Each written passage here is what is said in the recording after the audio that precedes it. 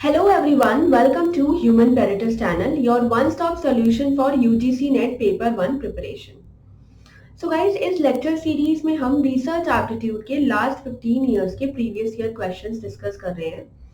और अगर आप UGC NET पेपर 1 की बाकी यूनिट्स भी इसी तरीके से कवर करना चाहते हैं, so do subscribe the channel and do not forget to hit the bell icon so that you never miss an update.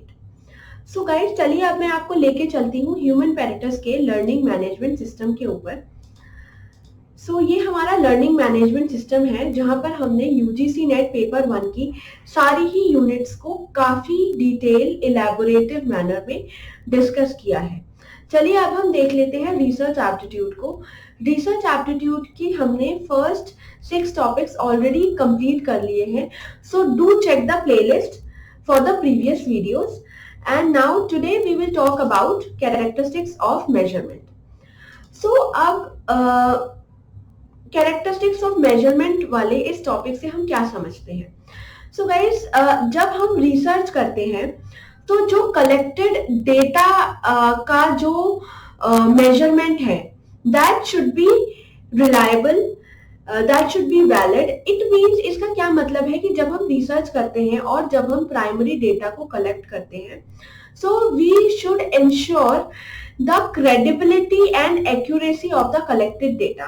तो इस चीज को इंश्योर करने के लिए we need to check the reliability of the data, the validity of the data, the usability and objectivity of data. So now today let us understand what is reliability. So reliability का क्या मतलब होता है कि reliability means कि जो भी हम measurement tool या जो भी हम procedure use कर रहे हैं for collecting the data, that should be reliable, that should be stable, and जो भी results आते हैं that should be consistent, that should be repeatable. तो इसका मतलब कि same results should be obtained under similar conditions so that data is reliable. इसका क्या मतलब है कि जैसे we know that water boils at 100 degree Celsius, या फिर हम कोई भी जब नेचुरल साइंसेस में जब हम एक्सपेरिमेंट करते हैं, सो हम वो एक्सपेरिमेंट कहीं भी करें, the result will be same. अगर हम सेम प्रोसीजर को फॉलो कर रहे हैं, अगर पर्सन ए उस टेस्ट को करता है तब भी रिजल्ट वही आएगा, अगर पर्सन बी उस टेस्ट को करता है तब भी रिजल्ट सेम आएगा। सो अगर रिजल्ट्स कंसिस्टेंटली सेम आ रहे हैं, then the measurement is reliable. Now इसके कुछ टाइप्स होते हैं, जैसे कि test, retest reliability, inter-rater reliability, parallel forms of reliability and inter-consistency. Now we will talk about validity. अब validity का क्या मतलब होता है कि जो measurement tool हम use कर रहे हैं, that should measure what it intends to measure. इसका मतलब कि अगर हम for example थर्मोमीटर का काम क्या है, टेम्परेचर नापना। So अगर थर्मोमीटर से we should be able to measure the temperature, the body temperature and not the blood pressure. So जो थर्मोमीटर है उसका काम है बॉडी का टेम्परेचर नापना, बट उसका काम क्या नहीं है, ब्लड प्रेशर को मेजर करना। So अगर जो रिसर्च टूल हम यूज कर रहे हैं, it should measure what it intends to measure. That means the measurement tool is valid in nature. So अब इसके कुछ टाइप्स होते हैं, जैसे कि external validity, internal validity, construct validity, face validity. So ये जब हम जैसे जैसे क्वेश्चंस करेंगे वैसे वैसे we will talk about them. Now usability. अब यूजेबिलिटी का मतलब क्या होता है, practicability. Practicability, the research tool that we are using should be feasible and easy to use. ठीक है। सो अगर कोई ऐसी चीज जो हम an instrument, a tool which is not feasible and which is not easy to use, so that would not be considered. It means the research tool that we are using, that should be feasible in nature. Now next is objectivity. Objectivity we already know कि objectivity में जो biases हैं researcher के, उसको हमें we need to set aside the biases. We should be value neutral और value free. We should be objective in nature. ठीक है. So the measurement process should be free from the biases and it should be objective in nature for more reliable and credible results. So now let us go through the questions now. So yeah, let us talk about the previous year questions now. First question says the question of whether the results of the study can be generalized beyond a specific research context. It refers to, अब जब हम किसी भी research की जो भी findings है या जो भी रिजल्ट्स हैं, अगर हम उसको जनरलाइज कर सकें, so in a specific research context it refers to the external validity. So external validity का एक और कीवर्ड क्या होगा? Generalisation. Next question. If you want to conclude that a given variable with a second variable, you have to be able to rule out other possible causal variables. The principle of causation involved here is internal validity rule. Internal validity rule में क्या होता है कि हम we tend to conclude a given variable with a second variable and we rule out the other possible variables. ठीक है. हम जो भी उस रिसर्च में जो वेरिएबल्स इन्वॉल्व होते हैं, हम उनको जो है कंक्लूड करके हम इंटरनल वैलिडिटी रूल निकालते हैं.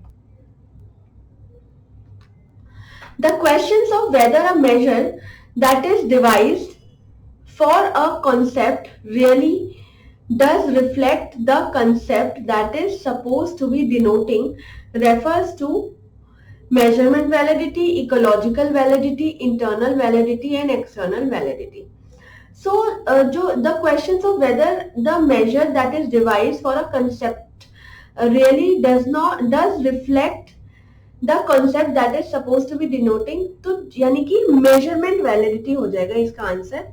इसका मतलब कि the tool is measuring what it is intended to measure. ठीक है. Tool is measuring what it is intended to measure. Now next question is, scientific research is data driven, replicable, verifiable and subjective. अब देखो scientific research में क्या चीज नहीं हो सकती?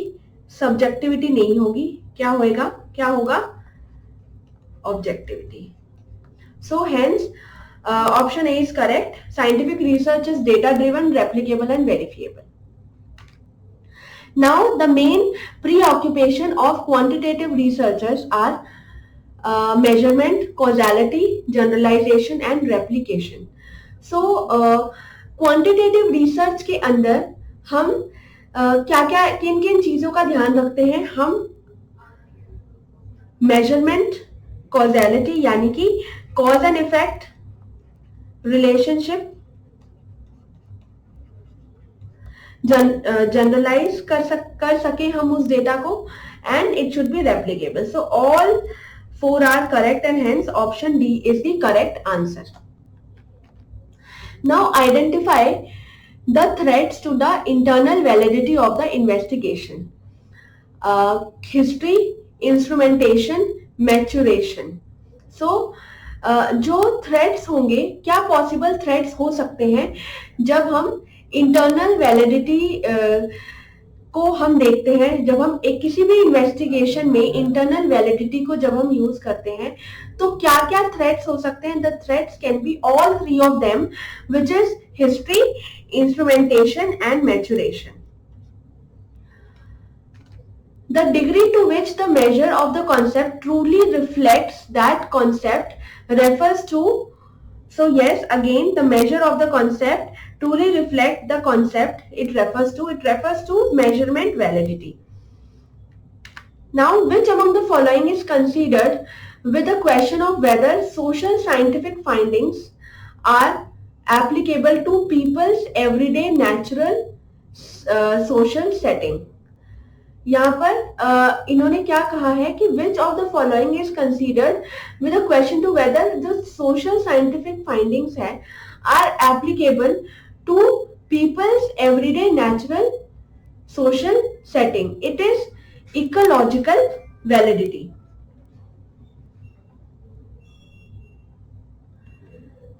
Now, given below are two statements. Statement 1 says chance or accidental errors in research will cause obtained results to depart from the true value as often in one direction or in another. And statement 2 says systematic error causes obtained results in research to vary in a particular direction or is far more likely to catch the researcher by surprise than in chance error. तो अब यहाँ पर जो दोनों ही statements हैं वो correct है. दोबारा से देख लेते हैं. स्टेटमेंट 1 क्या कहता है कि चांस या accidental errors in research will cause obtain results to depart from the true value. अगर हम रिसर्च करते टाइम कोई एरर अगर हमसे हो जाता है, so yes it will affect the results. And statement 2 says the systematic error causes obtain results in research to vary in a particular direction and is far more likely to catch the researcher by surprise than in chance of error. अगर कोई systematic error हो रहा है, हमने samples को select करने में कोई error कर दिया, तो it would be easy for a researcher to check that error, क्योंकि that is an estimated error and we can rectify that error. So here both the statements are correct and hence option A is the correct answer. Now, when the consistency of data collected is measured at different points of time, which is test, retest, reliability. It is one of the types of reliability which is test, retest. अब test, retest, reliability में क्या होता है? Same test, same individuals, but at different point of time.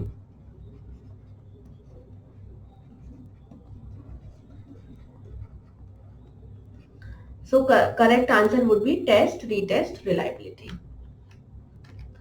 Now the degree to which observed values या scores are free from errors of measurement is called, the correct answer would be reliable. क्योंकि अगर जो observed values हैं या scores हैं, if they are free from any errors of measurement, so अगर same results produce हो रहे हैं बार बार, then it is reliable in nature, which means option A is the correct answer. Now the appropriatedness, meaningfulness and usefulness of the specific inferences made from the measures is called parallel test reliability, inter-rater reliability, test retest reliability. So अगर हम ध्यान से देखें कि जो ये definition है, the appropriatedness, meaningfulness and usefulness of a specific inferences are made from the measures, it is the definition of validity. The correct answer would be validity. In choosing a research tool, which of the following are important considerations? The validity of the research tool, the reliability of the research tool, cost involved in terms of time and resources for use of the research tool, face validity of the research tool, and opinion of the research supervisor. अगर हम यहाँ पर देखें कि opinion of the research supervisor, it is an irrelevant option. और मैंने ये previous videos में भी ये बार बार बताया है कि जब हम क्वेश्चंस को सॉल्व करेंगे तब हमें जो बिल्कुल इररेलेवेंट स्टेटमेंट्स हैं या ऑप्शंस हैं उनको बिल्कुल ही एलिमिनेट कर देना है. अब अगर हम जो ये ऑप्शंस है अगर हम उनको देखें, जो ये ऑप्शन ए बी सी और डी है, इसमें सिर्फ एक ही ऑप्शन ऐसा है जिसमें ई ऑप्शन इन्होंने कंसीडर नहीं किया है, and that would be our answer. अगर हम सबसे पहले यही एलिमिनेट कर दे कि जो रिसर्च सुपरवाइजर के जो ओपिनियन है that does not matter at all, so हमें ये पता चल जाएगा कि only A B and C are correct. इसका मतलब वैलिड होना चाहिए रिसर्च टूल, रिलायबल होना चाहिए, and the cost involve in terms of time and resources for use of research tool. Face validity का यहाँ पर कोई रोल नहीं होता है। जब हम रिसर्च टूल को कब सिलेक्ट करते हैं तब फेस वैलिडिटी मैटर नहीं करता। Hence A, B and C correct. In research, reliability is that quality of the measurement procedure which provides repeatability and accuracy, punctuality and accuracy, accuracy and speed, speed and reliability. देखो speed की तो कोई बात नहीं है, यहाँ पर इसके तीन चीजें थी। यहाँ पर एक था कंसिस्टेंसी, दूसरा था स्टेबिलिटी और तीसरा था रिपीटेबिलिटी। सो यहाँ पर repeatability and accuracy would be the answer. Punctuality नहीं होगा and speed also we will not consider. So hence option A is the correct answer. Which among the following in the names is the names of validity whereby researcher uses future criterion measure rather than contemporary one? So अगर हम future की बात अगर हम करें तो यहाँ पर एक ही ऑप्शन करेक्ट है which is the predictability. Predictive validity as a name suggest कि researcher uses a future criterion measure rather than the contemporary one. हम फ्यूचर के क्राइटेरिया को मेजर करने के लिए अगर हम वैलिडिटी की बात करते हैं तो that is predictive validity. Now match list one with list two. Face validity, concurrent validity, construct and predictive. अब यहाँ पर देखो, यहाँ पर हम कुछ चीजें समझ लेते हैं कि फेस वैलिडिटी का मतलब कि लेट्स से फॉर एग्जांपल अगर कोई क्वेश्चन, अगर मेरे को किसी का मैथ्स से रिलेटेड मैथ्स का टेस्ट लेना है मेरे को, सो जो मैं क्वेश्चंस फ्रेम करूंगी तो क्वेश्चंस भी उसमें मैथ्स के होने चाहिए। सो क्वेश्चनएयर को देखते ही क्वेश्चन पेपर को देखते ही I would say it is there is a face validity, क्योंकि क्वेश्चन पेपर को देखते ही I got to know that ये मैथ्स का क्वेश्चन पेपर है। मुझे किसी को मुझे बताने की जरूरत नहीं पड़ी कि ये मैथ्स का क्वेश्चन पेपर है। I looked at the questionnaire and I got to know that it is the question paper of mathematics. ठीक है, so that is face validity.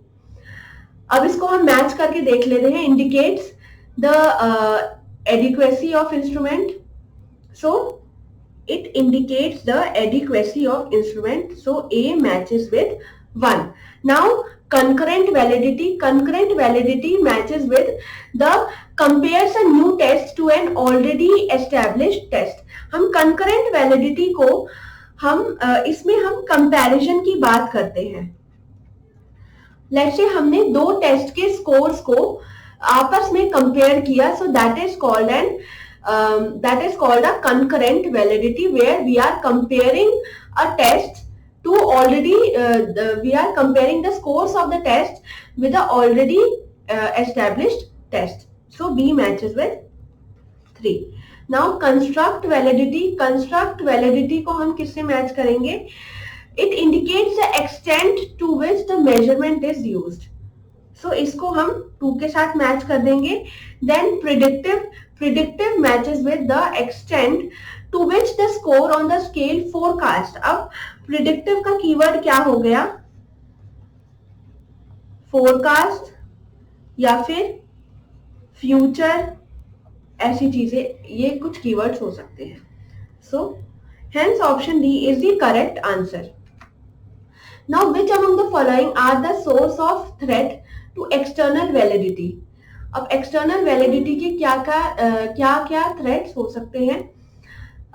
Sample characteristics, novelty or uniqueness of stimulus, improper manipulation of IV, lack of motivation on the part of the participants and reactivity of the assessments.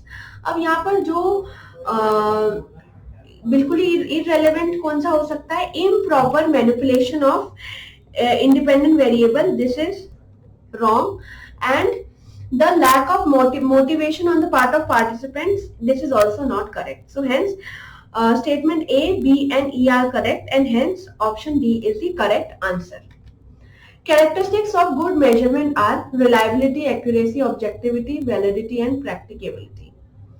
So reliable होना चाहिए, valid होना चाहिए, और practicability का मतलब usability या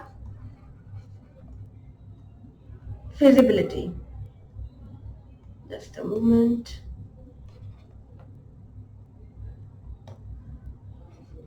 Feasible होना चाहिए. So hence 1, 4 and 5 would be correct. Good measurement के characteristics हमने क्या क्या पढ़े थे? Reliability, validity, practicability. So यहाँ पर वैसे objectivity भी होना चाहिए था, यहाँ पर objectivity भी हो सकता है, but क्योंकि अब यहाँ पर अब देखो यहाँ इस क्वेश्चन से हमें क्या सीखने को मिला? वैसे तो characteristics of good measurement can be reliable, valid, usable and objective, but यहाँ पर जो ऑप्शंस दिए हैं उसमें 1, 3, 4, 5 नहीं दिया है, तो हमें जो मोस्ट अप्रोप्रिएट आंसर होता है वो मार्क करना होता है, यानी कि ऑप्शन डी. ठीक है. Now robustness is concerned with, क्यों? क्योंकि इसमें जनरलाइजेशन पॉसिबल है, that is a reason it is a robust method. Now which of the following relates mainly to the issue of causality. अब कॉजेलिटी की बात हमने किसमें की थी प्रीवियस क्वेश्चन में, which is related to the internal validity. Causality किसका keyword है? Internal validity. So option C is the correct answer. Change of behavior in people after they come to know they are participating in research project to produce results that do not have validity is known as. अब थोड़ा सा हम इसको देख लेते हैं कि change of behavior in people after they come to know that they are participating in research project. Hawthorne effect क्या होता है कि let's say in an organization 10 people are working, ठीक है, तो उनकी परफॉर्मेंस हमने मेजर की, परफॉर्मेंस इज मेजर्ड, बट अगर दे कम टू नो कि समवन इज वॉचिंग यू और they are being watched. So, if they come to know that they are being watched, so ऐसे केस में the performance will improve. इसको बोलते हैं Hawthorne effect. So अब इसके अंदर वैलिडिटी का कोई रोल नहीं होता है इसमें, क्योंकि जो किसी भी एम्प्लॉय की परफॉर्मेंस अगर उसको ये पता लग जाए कि that he is being watched, so उसकी परफॉर्मेंस कहीं ना कहीं इंप्रूव होगी. ठीक है. So here the change of behaviour in people after they come to know they are participating in research project to produce results that do not have validity is known as Hawthorne effect. Which of the following methods are used to measure reliability in research? Chain referral sampling, test retest, split half, inter-rater, judgmental test. अब यहाँ पर हम देख लेते हैं chain referral sampling reliability का part नहीं होता. ठीक है.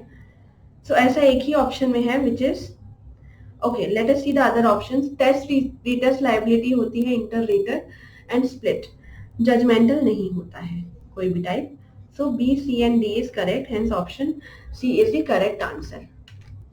Now given below are two statements. Statement 1 says reliability is necessary that but sufficient condition for validity aspect of the but insufficient condition for validity aspect of the research tool.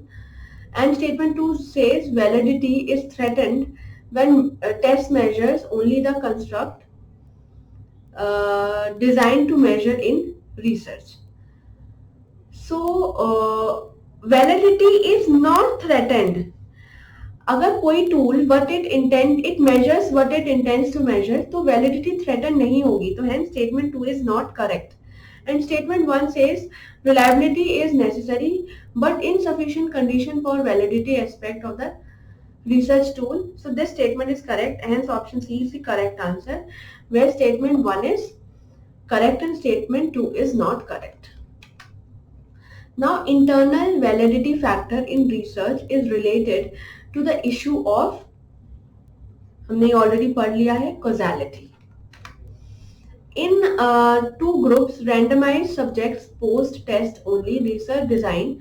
Which of the following may be the source of jeopardizing the validity? So protesting procedures, measuring instruments, interaction of selection and the independent variable, reactive experimental procedures and statistical regression. So इसमें जो दो ही options हैं, जो कि दो ही statements हैं जो कि करेक्ट है, क्योंकि हम यहाँ पर वैलिडिटी की बात कर रहे हैं, तो मेजरिंग इंस्ट्रूमेंट और प्रोटेस्टिंग प्रोसीजर्स नहीं होगा. यहाँ पर interaction of selection and independent variable and reactive experimental procedures, ये दोनों ठीक होंगे. एंड स्टैटिस्टिकल रिग्रेशन भी हम यहाँ पर यूज नहीं करते हैं. It means option C is the correct answer, where statement C and statement D is correct. So that's all for today guys. और अगर आप UGC नेट की कंप्लीट प्रिपरेशन करना चाहते हैं, so get in touch with Human Paratus and get 1 day free trial. आप हमसे एक दिन का ट्रायल लेकर के देखो and you can see the quality of the content and how the teacher teaches in the class. You can see all of that and then you can definitely enroll with us. So यहाँ पर हम paper 1 की complete preparation कराते हैं और paper 2 में commerce, management और HRM की प्रिपरेशन कराते हैं. और व्हाट्सएप डिस्क्रिप्शन में व्हाट्सएप का लिंक दिया हुआ है, आप उसके थ्रू हमारी टीम के साथ कांटेक्ट कर सकते हैं. और ये कांटेक्ट नंबर है, इसके थ्रू भी आप हमसे कांटेक्ट कर सकते हैं. और अगर आपको कोई भी डाउट या क्वेरी है तो आप कमेंट सेक्शन में कमेंट करके पूछ सकते हैं. Thank you.